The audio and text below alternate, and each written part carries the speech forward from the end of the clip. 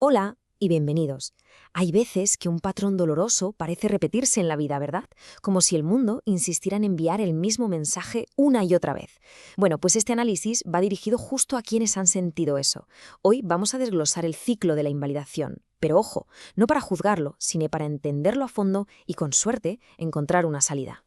Y vamos a empezar con esta idea, que para mí es la más importante. Si alguien siente que esto le resuena, que le ha pasado una y otra vez, tiene toda la razón, no se lo está inventando. Es fundamental validar este dolor desde el minuto uno, porque no es algo que solo ocurre en la mente.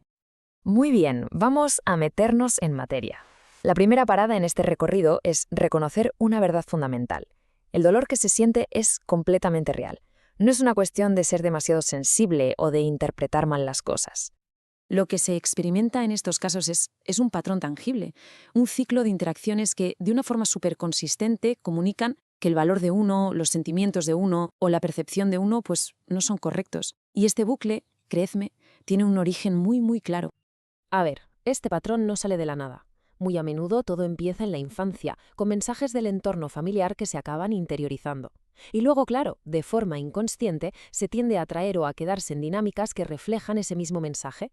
Jefes, parejas, incluso amistades. De repente, parece que todos son un eco de esa herida original. No es mala suerte, es un ciclo que se va reforzando a sí mismo. Entender cómo se refuerza este ciclo nos lleva al meollo de la cuestión. Para comprender por qué parece tan imposible de escapar, tenemos que aceptar dos verdades, que coexisten, aunque a primera vista parezcan contradictorias. Y aquí está la gran paradoja. Por un lado, el patrón de invalidación que se recibe del mundo es absolutamente real, pasa de verdad. Pero por otro lado, hay una creencia interna que actúa como el motor que mantiene ese patrón en marcha. Las dos cosas son ciertas y es crucial entender cómo interactúan. Vamos a profundizar en la primera verdad. Es un hecho. Hay personas que han sido tratadas de maneras que les han hecho sentir que no importan. Punto.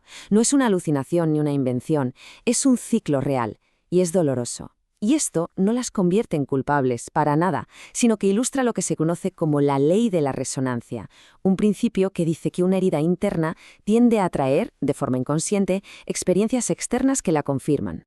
Y ahora aquí vemos cómo funciona la segunda verdad.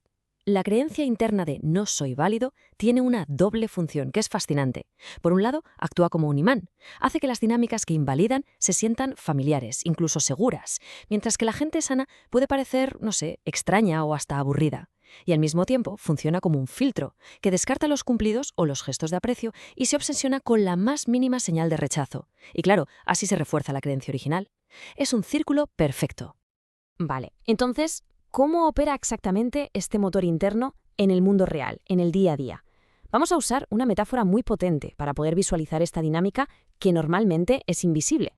Es una imagen sencilla, pero de verdad muy reveladora. Vamos a imaginar que sin darnos cuenta llevamos puesto un cartel en el pecho. Un cartel que emite una señal constante al mundo sobre cómo tratarnos. El mensaje en ese cartel invisible es crudo y directo. Inconscientemente, esta señal invita a que se repitan justo las dinámicas que confirman esa creencia de falta de valor. Esto no excusa el comportamiento de los demás, claro que no, pero sí que explica por qué el patrón insiste en aparecer una y otra vez. Y esta es la pregunta del millón. Si el problema es este cartel invisible, ¿cuál es la solución? ¿Se trata de intentar convencer a todo el mundo de que no lo lea o de que lo ignore? Y aquí llega la respuesta que lo cambia todo. El punto crucial es que el esfuerzo no debe dirigirse hacia afuera, intentando cambiar a los demás. Eso es agotador. El verdadero trabajo, el que de verdad funciona, es interno. Y consiste simplemente llanamente en quitarse ese cartel. Porque en cuanto la señal desaparece, la atracción hacia esas dinámicas también se esfuma. Esto nos lleva a un cambio de perspectiva radical. Se deja de ser una víctima del mundo y se empiezan a tomar las riendas del propio mundo interior, que es donde al final reside el verdadero poder. La clave para recuperar este poder personal es aprender a distinguir entre lo que objetivamente sucede y la historia que la mente construye alrededor de ello. Hay un abismo enorme entre el hecho y la interpretación, y es justo en ese espacio donde encontramos la libertad. Esta tabla lo ilustra a la perfección. Me despidieron es un hecho. Por lo tanto, no valgo nada. Es una interpretación, una muy dolorosa, pero no es el hecho en sí. Que alguien no llame es un hecho. Por lo tanto, no les importo. es una historia que nos contamos. El dolor no viene del hecho, sino de cuando fusionamos ese hecho con la interpretación que hemos aprendido a darle. Y en el momento en que uno se da cuenta de que el problema no está en los hechos, sino en esas interpretaciones automáticas y condicionadas, se recupera el 100% del poder para cambiar la experiencia. El poder ya no es para transformar lo que sucede, sino para transformar cómo se vive lo que sucede. El mundo puede seguir siendo el mismo, pero la vivencia que se tiene de él se transforma por completo. Venga, avancemos ahora hacia la parte final de este recorrido, una visión un poco más profunda que ofrece una libertad que va incluso más allá de la psicología tradicional. Vamos con una última metáfora. Imaginemos que la mente es como una esponja.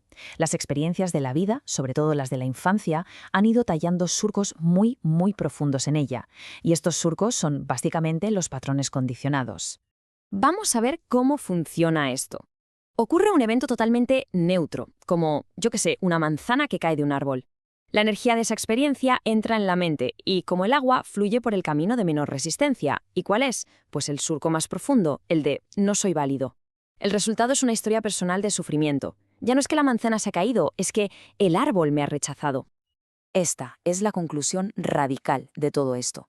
El sufrimiento no viene del mundo exterior, viene de la propia estructura interna de la mente, que filtra e interpreta la realidad a través de sus viejas heridas.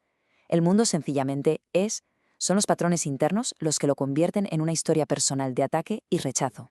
Así que, si no se trata de cambiar el mundo, y ni siquiera de eliminar por completo los surcos de la esponja, ¿dónde narices se encuentra la verdadera liberación? Y esta idea lo resume todo. La libertad última no consiste en intentar arreglar o perfeccionar la mente condicionada, o sea, la esponja. Consiste en dar un paso atrás y reconocer que la verdadera identidad de uno no es la esponja con sus surcos, sino la vasta conciencia, el océano, en la que tanto la esponja como las manzanas simplemente aparecen y desaparecen. Y desde ese lugar, desde el océano, nada puede herir de verdad.